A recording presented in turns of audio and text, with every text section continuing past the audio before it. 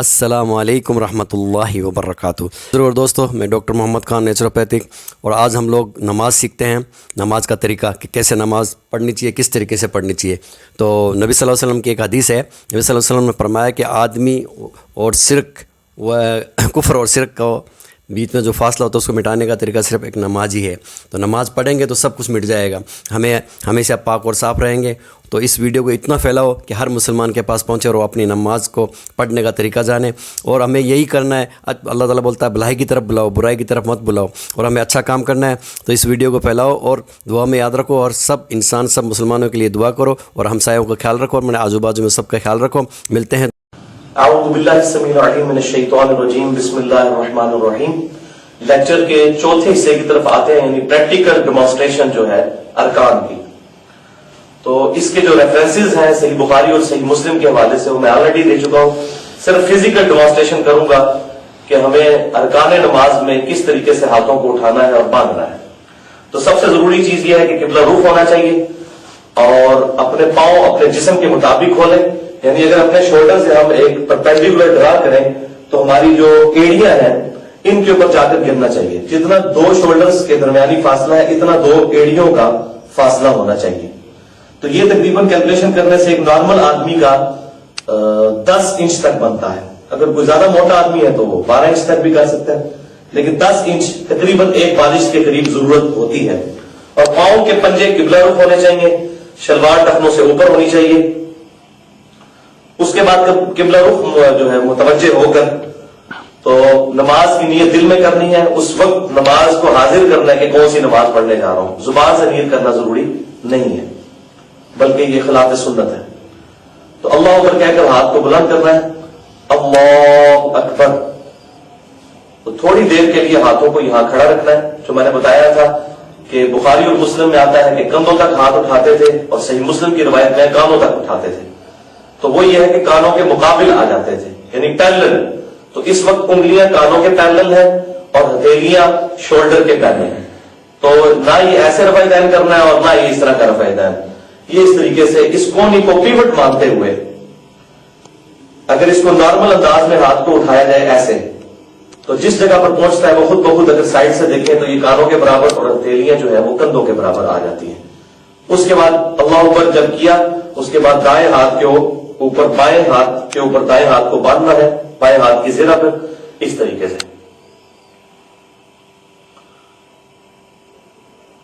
اور اس میں یہ بھی خیال رکھنا ہے کہ یہ بعض لوگ اس طرح ہاتھ باندھتے ہیں، بعض لوگ جو ہے وہ ایسے، بعض لوگوں کو دیکھا بعض ایسے باندھتے ہیں، یہ سارے طریقے غلط ہیں۔ دایاں ہاتھ بائیں زرہ پر آنا چاہیے، وہ میں نے پوری ڈیفینیشن اپنے تھیوری والے پورشن میں بتا دی ہے آلریڈی۔ تو اس طریقے سے ہاتھ باندھنے ہیں۔ اس کے بعد جو کچھ پڑھنا ہے، اس کے بعد پھر جب رکوع میں جانے کا ارادہ کرنا ہے تو پھر اللہ اکبر، تھوڑی دیر کے لیے ہاتھوں کو یوں رکھنا ہے اور پھر رکوع میں جانا ہے۔ اور رکوع میں پوزیشن کیا ہونی چاہیے کہ نبی صلی اللہ علیہ وآلہ وسلم بڑی مضبوطی کے ساتھ اپنے دونوں گھٹنوں کو پکڑ لیتے تھے، مضبوطی کے ساتھ، اور آپ صلی اللہ علیہ وسلم کی یہ دونوں جو بازویں تھیں یہ بالکل آپ صلی اللہ علیہ وسلم سیدھی تان لیتے، جس کی وجہ سے کمر بالکل سیدھی ہو جاتی تھی۔ اس حالت میں رکوع کی تسبیحات پڑھنی ہے۔ پھر یہاں سے جب سر اٹھانا ہے تو پڑھنا ہے سمیع اللہ لمن حمیدہ، اور یہاں پر ہاتھ لا کر پھر اللہم ربنا ولک الحمد، اور جتنی دعائیں ہیں وہ انشاءاللہ نیکسٹ ٹائم میں بتاؤں گا کون کون سی دعائیں ہیں۔ فی الحال صرف پوسچر بتا رہا ہوں کہ پوزیشن کیا کیا رکھنی ہے۔ اس کے بعد اللہ اکبر کہتے ہوئے سجدے کی طرف جانا ہے۔ تو سجدے کی طرف جاتے ہوئے پہلے ہاتھوں کو لگانا ہے، اس کے بعد گھٹنوں کو، وہ اس کا ریفرنس بھی میں نے بتا دیا۔ اللہ اکبر، یہ دونوں ہاتھ رکھے، دونوں ہاتھوں کے درمیان سر آنا چاہیے، اور بالکل جس طرح رفع الیدین کرتے وقت انگلیاں کانوں کی سیدھ میں آئی تھیں، اس وقت بھی انگلیاں کانوں کی سیدھ میں اور ہتھیلیاں جو ہیں وہ کندھے کی سیدھ میں آئیں گی۔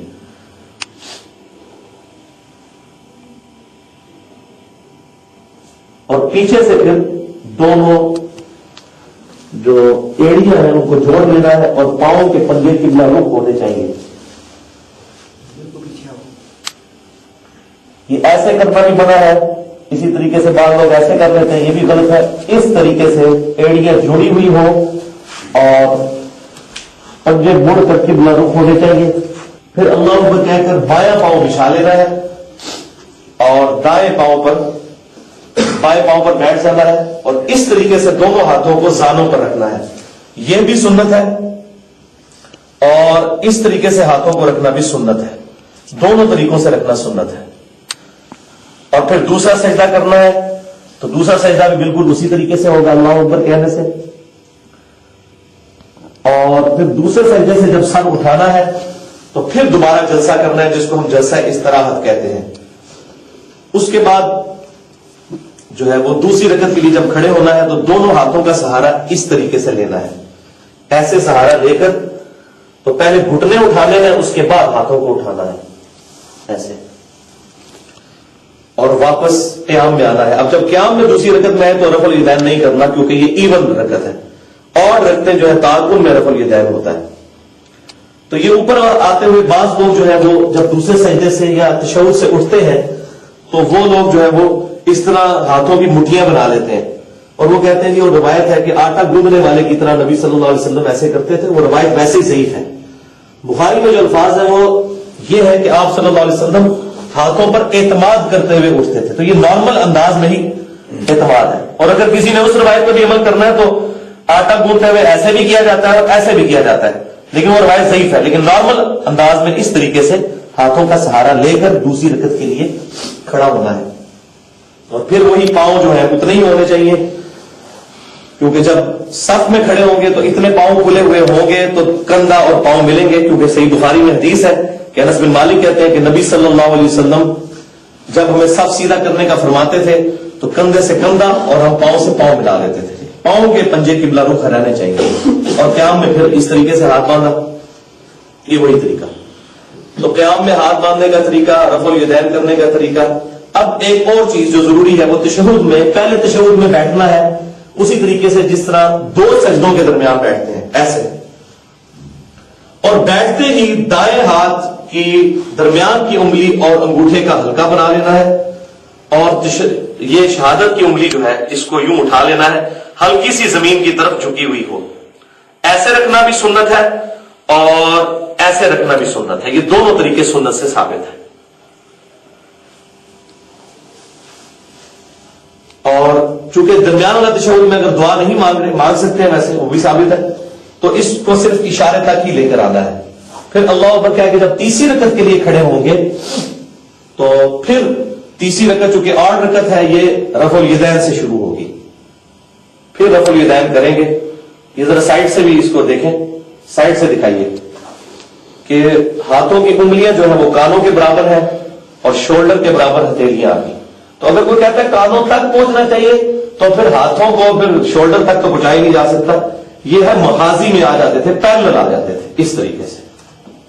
اور انگلیاں نارمل کھلی ہوئی ہوں گی نہ زیادہ نہ کم جو عام حالت ہے اس کی. اور یہ ساری چیزیں قبلہ رخ ہونی چاہیے. اس کے بعد پھر ہاتھ باندھ لیے جائیں اور پھر تیسری رکعت کو بھی مکمل کیا اور چوتھی کو جب مکمل کریں گے اگر 4 رکعت والی ہے 2 رکعت والی میں دوسری جو کہ آخری ہوتی ہے اس میں بھی تورک کریں گے. تو چوتھی رکعت میں تورک کریں گے یا فجر کی دوسری میں کریں گے. اور تورک کا طریقہ یہ ہوگا کہ یہ سجدے سے جب سر اٹھایا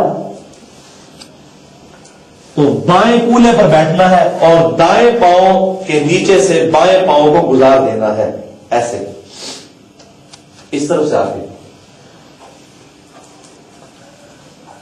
ایسے بیٹھتے ہی انگلی بھی یوں کر لینی اشارہ. تو بائیں کولے پر بیٹھنا ہے یہ دائیں پاؤں کو کھڑا کر کے یہ بایاں پاؤں نیچے سے گزارنا ہے. یہ صحیح بخاری میں موجود ہے باقی کتابوں میں بھی. اس طریقے سے رکھنا بھی سنت ہے اور اس طریقے سے رکھنا بھی سنت ہے. دونوں ہاتھ دونوں دانوں پر. یہ بھی صحیح مسلم میں ہے اور یہ بھی صحیح مسلم میں ہے. باقی سارے ریفرنس ہمارے ریسرچ پیپر پر لکھے ہوئے ہیں. اور پھر جب ہم تشہد کی دعاؤں میں پہنچیں گے تو آہستہ آہستہ انگلی کو یوں حرکت بھی دینی ہے جب دعا پڑھے ہو. ایسے ایسے نہیں کرنا بلکہ ہلکی ہلکی اس کو حرکت دینی ہے. اور پھر جب سلام پھیرنا ہے ہم نے تو السلام علیکم ورحمۃ اللہ پورا پھیرنے کے بعد اور پھر یہاں بھی پورا پھیرنے کے بعد السلام علیکم ورحمۃ اللہ. اچھا ایک حدیث میں آتا ہے ابو داؤد کی کہ نبی صلی اللہ علیہ وسلم کی کونی جو ہے یہ پوری ذرا یہ دائیں پنڈلی پر ران پر لگ جاتی تھی تو وہ یہاں پر لگتی جب تورک بیٹھے ہو ایسے. یہ بھی سنت ہے. یہ کھڑی رہے گی اور یہ لگی ہوئی ہوگی. اور اگر دوسری رکعت میں بیٹھیں گے تو سنن نسائی میں حدیث ہے کہ دونوں کونیاں جو ہے وہ رانوں کے ساتھ لگتی تھی، وہ درمیان والے تشہد میں لگتی ہے ایسے. یہ دیکھو، یہ بھی سنت ہے. اگر زانوں پہ رکھیں گے تو ایسے رکھنا بھی سنت ہے.